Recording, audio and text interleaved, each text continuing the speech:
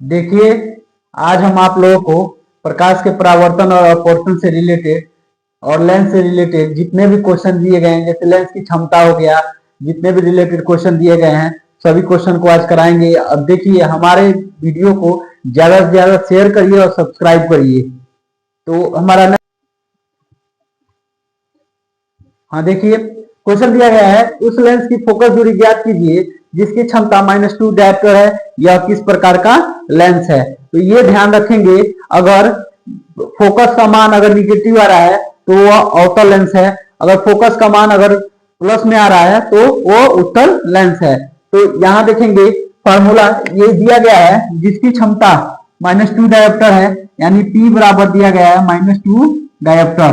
तो P बराबर होता है 1/f, किसमें, मीटर में। P बराबर 1/f मीटर में, तो P की जगह -2 रख देंगे, 1/f, f बराबर हो जाएगा 1/-2, यानी f बराबर हो जाएगा -0.5 मीटर। पूछ रहा है यह किस प्रकार का लेंस है। अगर यह f का मान यदि निगेटिव आ रहा है तो निगेटिव आएगा, तो यह अवतल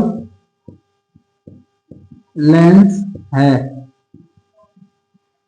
इसके बाद देखेंगे हमारा नेक्स्ट क्वेश्चन।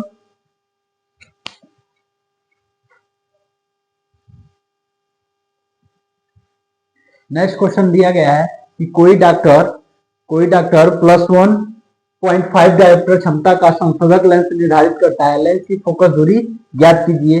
तो इसमें भी बताना है कि यह कौन सा लेंस प्रयोग किया जाएगा। तो दिया गया है, फार्मूला बताए, P बराबर दिया गया है +1.5 डायोप्टर, तो P बराबर होता है लेंस की क्षमता बराबर 1/, फोकस दूरी किसमें, मीटर में। P बराबर 1/f मीटर में, यदि यही सेंटीमीटर में लिखना होता तो P बराबर 100/f किसमें, सेंटीमीटर में।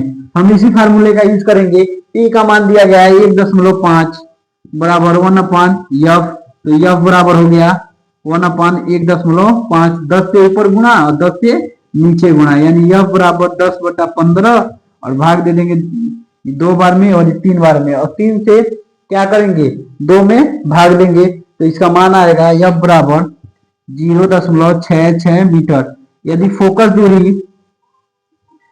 दूरी यदि धनात्मक है तो उत्तल लेंस होगा, यदि फोकस दूरी ऋणात्मक है तो अवतल लेंस होगा। तो यहाँ फोकस दूरी धनात्मक है, तो यह उत्तल लेंस, यह उत्तल लेंस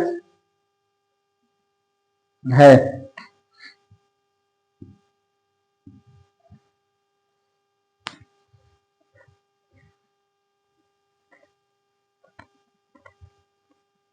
देखेंगे क्वेश्चन कह रहा है कि ये जो क्वेश्चन है ये अपवर्तांक से रिलेटेड है। इसके पहले लेंस से रिलेटेड जितने क्वेश्चन थे हमने बताया, और लेंस की क्षमता से जितने रिलेटेड क्वेश्चन थे बताया गया। तो इसके बाद अपवर्तनांक से क्वेश्चन दिया गया, वायु में प्रकाश की चाल 3 × 10⁸ मीटर प्रति सेकंड है, जबकि एक पदार्थ की चाल 1.5 × 10⁸ मीटर प्रति सेकंड हो जाती है। तो पदार्थ का अपवर्तनांक ज्ञात कीजिए।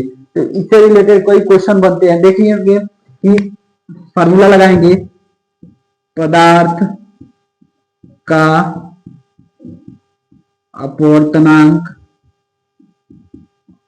अपवर्तनांक बराबर वायु में प्रकाश की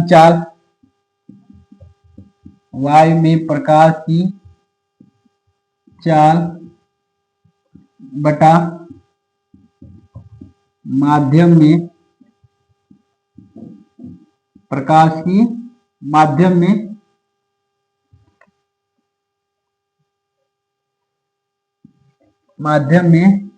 प्रकाश की चाल। तो वायु में प्रकाश की चाल दिया गया है 3 × 10⁸, और माध्यम में है 1.5 × 10⁸। ये इससे क्या हो जाएगा, कैंसिल, ये कितना आ जाएगा। तो पदार्थ का अपवर्तनांक बराबर 2, ये हो जाएगा आंसर।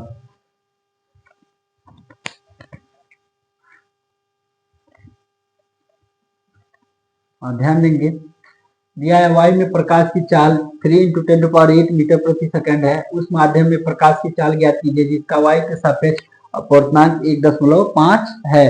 तो इसमें फार्मूला यूज करेंगे, प्रकाश की चाल बराबर